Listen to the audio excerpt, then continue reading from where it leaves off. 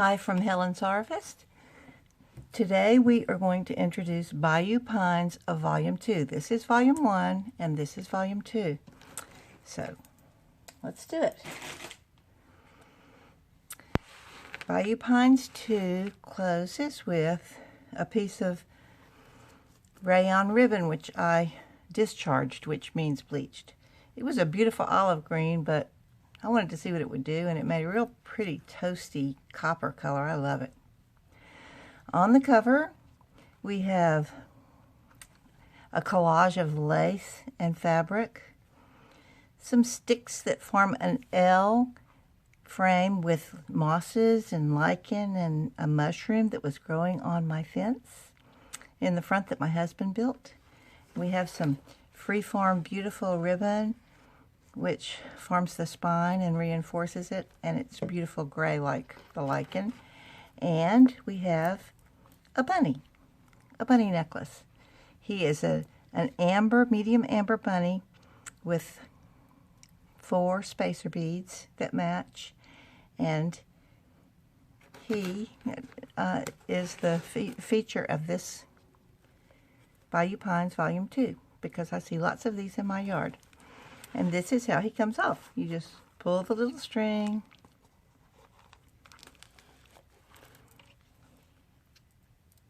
and there he is. Sweet little thing. Of course, he's timeless. He can go any season, and he's good on both sides. Of transparent amber, beautiful. And here we go. Let's see what this beautiful Volume 2 has to offer. Oh, I see some watercolors, lots of them. Let me see. There are 52 Lampwork beads because the spines have them. I like to string the spines with my Lampwork because I have lots of it. And they match in the nice neutral woodsy woodland journal theme that this book encompasses, which is my backyard, my front yard too. And here is a close-up of the bunny, which is a splashy freeform watercolor with some lace I dyed and some gauze I dyed, and just, this is a double pocket here. So you can go behind either one you want. There you go. And here is a fold out with some rough corrugated cardboard printed lines for you to journal on. And this is some beautiful Italian script vintage. And here we go. There are stickers that I ordered, some washi stickers for this with mushrooms and pine cones and different cute little things like that. Here is a collage of black lace, white lace, all kinds of lace, because I'm a lacy kind of gal, and beautiful little mosses. Lots of journaling space. This has got an upper pocket for you to stick something in, and the pages on this journal are torn and inked and sewn with black thread. This is the first journal I think that I sewed with black. And here's a nice little mushroom sticker. Here's another of the watercolors with lace on it, and you can journal on the back of that too, and it fits right there. Let me see how many watercolors did I make for this one. I think a dozen.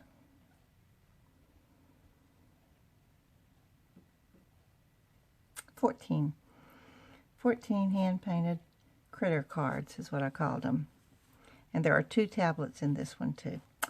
And here's just a this is a photocopy of one of my scenes, which opens up, and you can just write a note. Write a love note to your best friend, and it sticks in there. Here's a cute little bear who lives in the woods. Here's some pretty washi tape, and here's a bayou scene. That looks kind of like not a pine tree. That looks more like a cypress before it shed for autumn. This is a beautiful avocado dyed page which I made.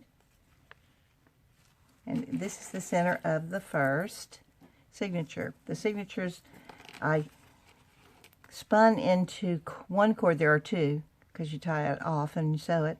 But I spun into one cord and then created a little tassel on the end of the three.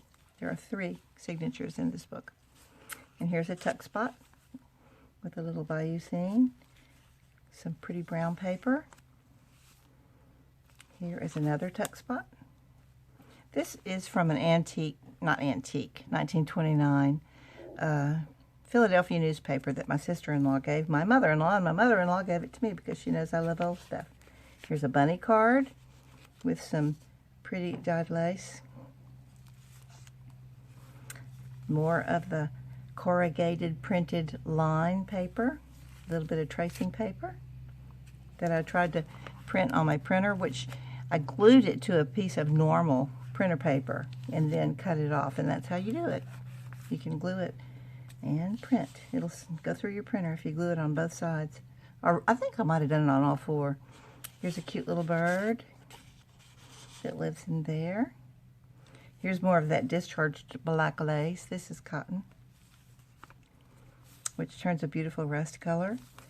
Beautiful moss. I was so glad I could sew that. My machine didn't balk too much. It kind of gummed up the needle a little bit, but I would just watch it. And here's a little washi sticker with acorns, and just a little fold out for you to write a little message there.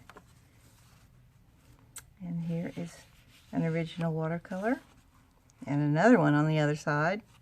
Why waste good paper? It's 140-pound paper. And here's another page.